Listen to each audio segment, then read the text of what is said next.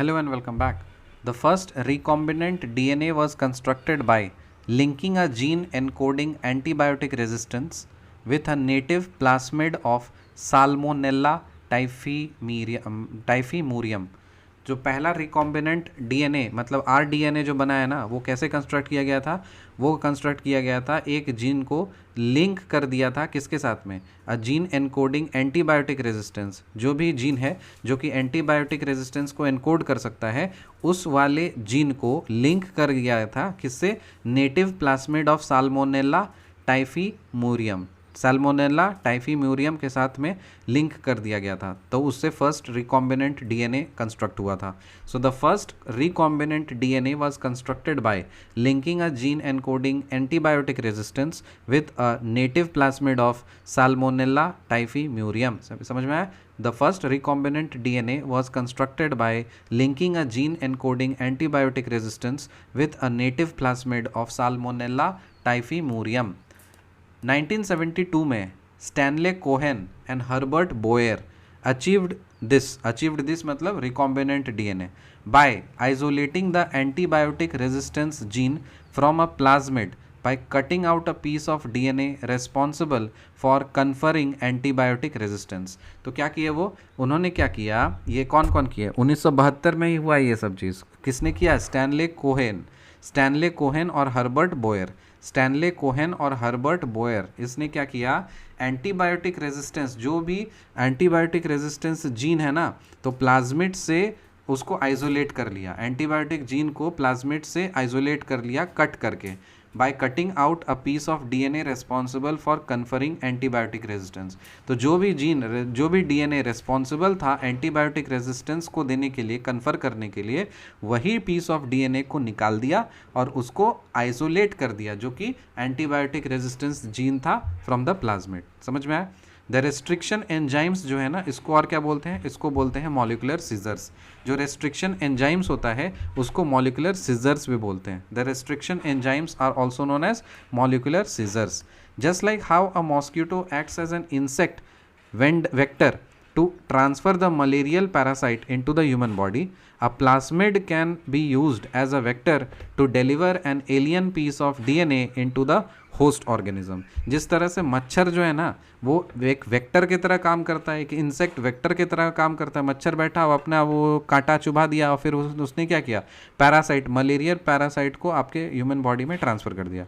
उसी तरह से प्लाज्मिड को भी हम लोग वेक्टर की तरह यूज़ कर सकते हैं, जो क्या कर सकता है? जो एक एलियन पीस ऑफ डीएनए जो है उसको डिलीवर कर सकता है होस्ट ऑर्गेनिज्म में। ठीक है? So the linking of antibiotic resistance gene with the plasmid vector was made possible with the use of DNA ligase enzyme. So जो लिगैस एंजाइम है ना, ये क्या करता है? जोड़ता है। ठीक है? और फिर जो रेस्ट्रिक्शन एंजाइम है वो क्या करता है? काटता है। तो जो एंटीबायोटिक रेजिस्टेंस जीन है उसको हम लोग प्लाज्मिड वेक्टर से किस तरह से हम लोग लिंक कर सकते हैं? ये डीएनए लिगैस एंजाइम से लिंक कर सकते हैं। So the linking of antibiotic resistance gene with the plasmid vector was made possible with the use of DNA ligase enzyme. DNA ligase enzyme का क्या काम होता है?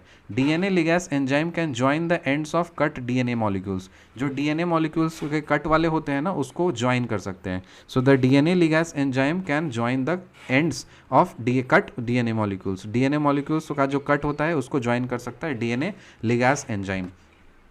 A new combination of circular autonomously replicating DNA is known as recombinant DNA. So एक नया combination है circular autonomously replicating। ये circularly automate कर देता है, मतलब autonomously खुद से replicate हो जाता है circular form में, तो उसको क्या बोलते हैं? recombinant DNA बोलते हैं। क्लोनिंग किसको बोलते हैं? When this recombinant DNA is introduced in into E. coli, a bacterium closely related to Salmonella, it can use the host DNA polymerase enzyme to replicate and make multiple copies। तो उसको cloning बोलते हैं, मतलब multiple copies बनाने को cloning बोलते हैं। जब ये जो रिकॉम्बिनेंट डी है ना, इसको अगर आप ई कोलाई में इंट्रोड्यूस कर लोगे, तो ई कोलाई क्या होता है? एक बैक्टीरियम होता है जो कि सैल्मोनेला से क्लोजली रिलेटेड होता है। तो वो क्या कर सकता है? तो वो एक होस्ट डीएनए को यूज़ कर सकता है, पॉलीमरेज एंजाइम को यूज़ करके रेप्लिकेट कर सकता है और मल्टीपल कॉपीज़ बना सकता है। तो रिकैप कर लेते हैं। The first recombinant DNA was constructed by linking a gene encoding antibiotic resistance with a native plasmid of Salmonella typhimurium. In 1972, Stanley Cohen and Herbert Boyer achieved this by isolating the antibiotic resistance gene from a plasmid by cutting out a piece of piece of DNA responsible for conferring antibiotic resistance. The restriction enzymes are also known as molecular scissors. Just like how a mosquito acts as an insect vector to transfer the malarial parasite into the human body, a plasmid can be used as a vector to deliver an alien piece of DNA into the host organism. The linking of antibiotic resistance gene with the plasmid vector was made possible with the use of DNA ligase enzyme, and DNA ligase enzyme can join the ends of cut DNA molecules. A new combination of circular autonomously replicating DNA is known as recombinant DNA. Cloning क्या होता है? When this recombinant DNA is introduced into E. coli, a bacterium closely related to Salmonella, it can use the host DNA polymerase enzyme to replicate and make multiple copies. मिलते हैं आपसे अगले video में, तब तक के लिए बाय.